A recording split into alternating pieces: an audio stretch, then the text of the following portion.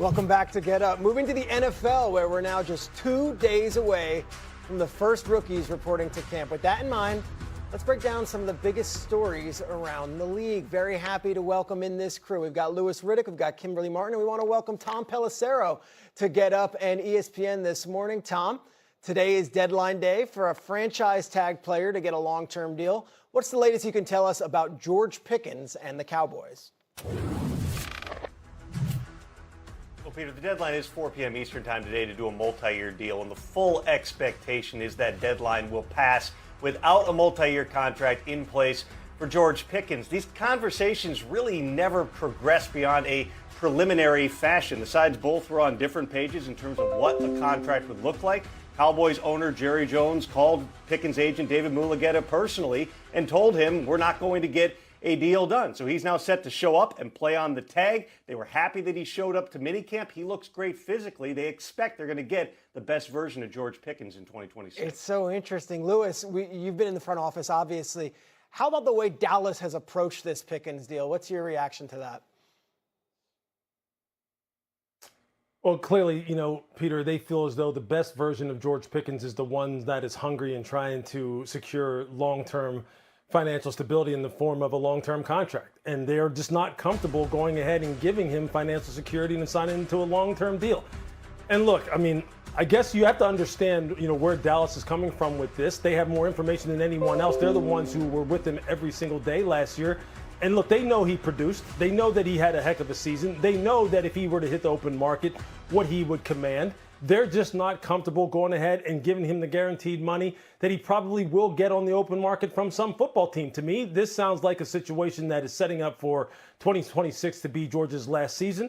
George that last season in Dallas, George kind of realizes that, and that's why he said, hey, look, I'm going to sign a tender going here and just kind of rip it up this year and then let the chips fall where they may in the offseason in 27. There's really no other way to look at it. He could hit the free agent market if that's the case, but he could also end up back in Dallas if things go right. What's your take on all of this? My fear is that what Louis is saying is correct, that this could be his last year in Dallas. And so my first thought is, what was the point of trading for him? Because George Pickens is a young guy with a lot of talent, and that wasn't a team that was, one player away from winning a Super Bowl. You needed a couple years. And when I look at George Pickens, his price tag, if we expect him to have the type of year that the Cowboys expect him to have and we expect him to have, he's only going to get more expensive. Mm-hmm. And if they didn't feel comfortable with the guarantee money now, he plays well, he's going to command more money. Then where does that leave them? And that is my fear for a team that revamped its defense. And you're finally excited about the Cowboys pairing the offense and Pickens and CeeDee Lamb. If Pickens is not part of the future, I feel like we're taking one step forward to take 2 steps back. Yeah, deadline day is today, but it's kind of a foregone conclusion on that one. Let's head out west. Tom, what can you tell us about Aaron Donald and a potential return to the Rams? We saw this footage courtesy of TMZ Sports of him working out at the Rams facility last week. Where are we right now in Donald and the Rams? Listen, this is all up to Aaron Donald, Peter, at this point, whether or not he's going to come out of that 2-year retirement. There's not really recruiting going on. The Rams made clear they'd welcome Aaron Donald back. They're now giving him space and support. You want to come over to the facility and work out?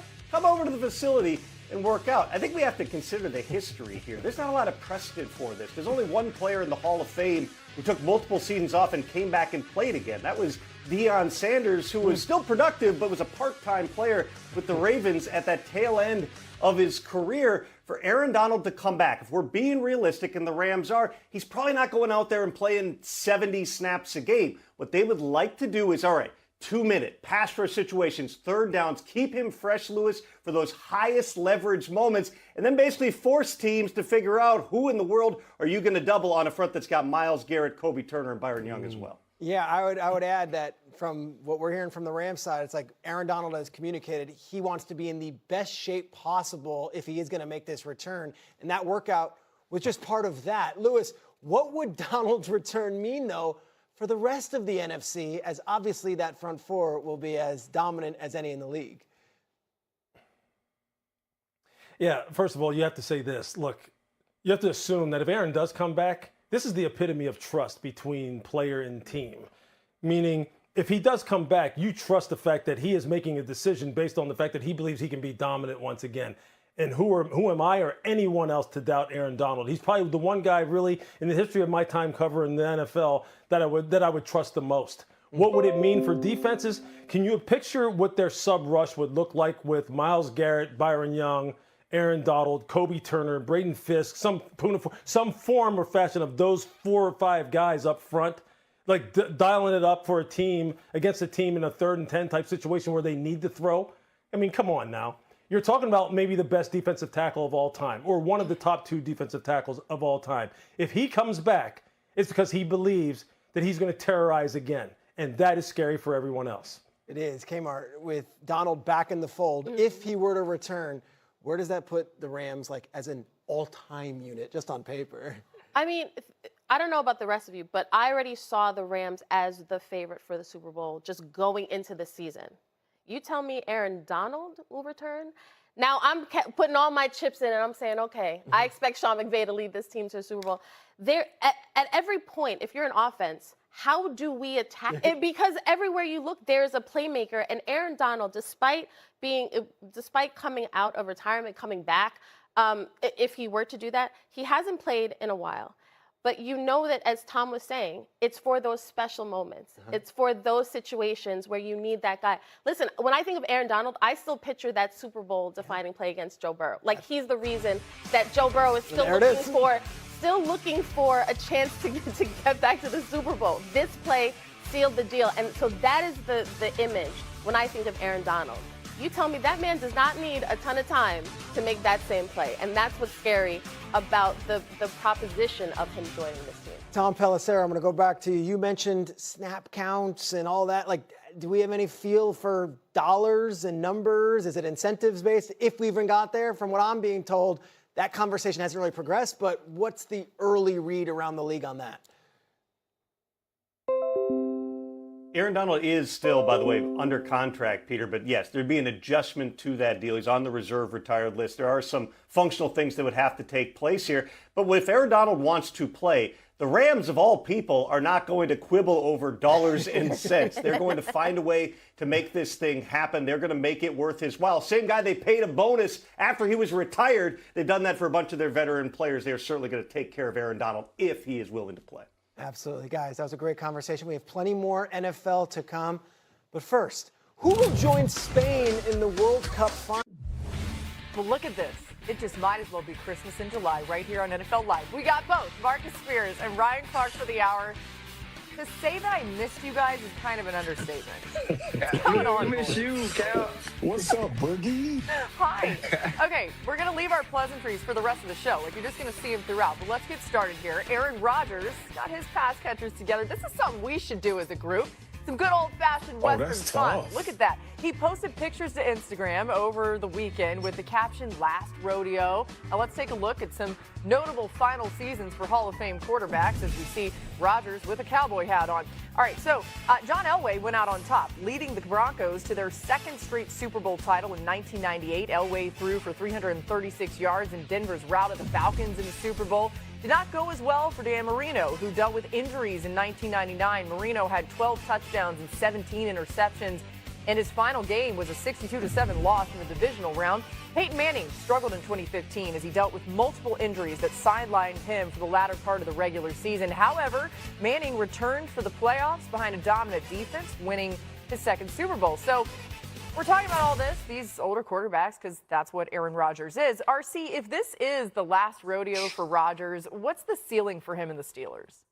I mean, the ceiling for this team is what we've been seeing the last few years, right? This team could be slightly above average. Aaron Rodgers could get this team to 9 wins or 10 wins, and you maybe sneak into the playoffs or you're fighting for a wild card. Nobody expects this team to compete with the New England Patriots, the Buffalo Bills, the Denver Broncos, some of the top rosters in the AFC. And the Pittsburgh Steelers made a decision Swagoo and Cap, they made a decision that they weren't going to rebuild the last 2 years. They weren't going to go to try to find their quarterback of the future. They were going to try to compete at whatever level that may be. I believe that's a big reason they went out and hired Mike McCarthy as well. But this team offensively still has holes. This team, from a defensive standpoint, has to get better on the second level at the linebacker position. And so I think that they can be competitive. I think that they could fight, be the second or third team in the AFC North and fight for that wild card. But again, we'll be home by the divisional round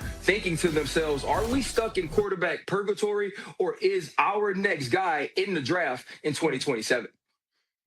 Yeah, RC, we've talked about this for years, about whether the Pittsburgh Steelers is just tear it down and restart from everywhere. But as you see, Aaron Rodgers signed this 1 year, $22 million deal. By the way, guys, I'm 43 years old. I wish I could sign a 1 year, $22.5 million deal to do any damn thing. All right. But I look at who they acquired. I love Pittman. That was a concerted effort because Aaron Rodgers has a lot of experience with big body receivers that can win one-on-ones, even in close coverage. He still has that accuracy. He still has the arm strength. And obviously you pair him with DK Metcalf. But what this really boils down to, and I know y'all remember a few years ago when we talked about Tom Brady and his retirement, you have to keep him upright.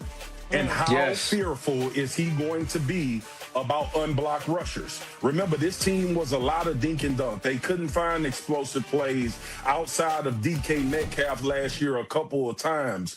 But now you add Pittman, the backfield with Jalen Warren, and bringing in Rico Dowdle, who I think is a hidden gem for a football team to have a dual backfield like that. But it'll be about Aaron Rodgers' protection more than anything else involving the Pittsburgh Steelers. Hey, y'all, even outside of protection, like, what is defense going to do? Right? Think about all the money that they spent on that side of the football and some of the things that we were seeing during the season.